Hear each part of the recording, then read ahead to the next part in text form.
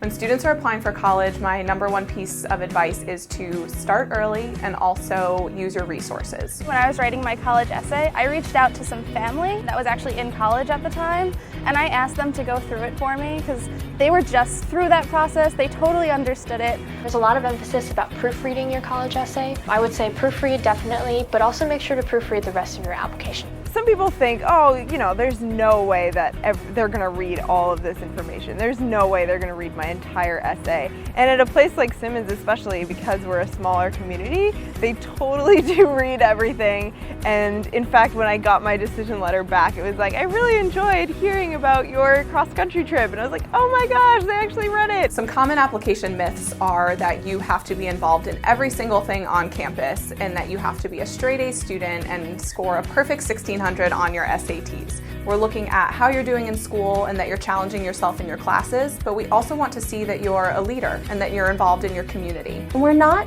just looking at your SAT scores. We do want to look at your essay. We're looking at your teacher recommendations. It really is a holistic review of your application and who you are. Some of the best college recommendations I've read are from students in a class that wasn't their best class on their transcript, because that's a teacher who can speak to your weaknesses and how you've committed yourself to turning them into strengths. Make sure that your recommendation letters have 2 points of identification on them. It can be your name and your address, or your name and your date of birth, just so that when you are sending the recommendation letters to the school, they know exactly whose file to attach it to, and it doesn't get accidentally attached to somebody who happens to have the same name as you.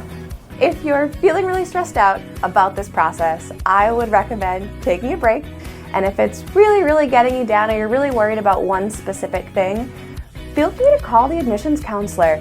Simmons, we're a small school. If you have questions, you're always going to get through to one of the counselors. Your admission counselor is there to help. Don't be afraid of them. This is what we're excited for. This is what I do every single day. So I love when my students are asking questions and engaging themselves in the process.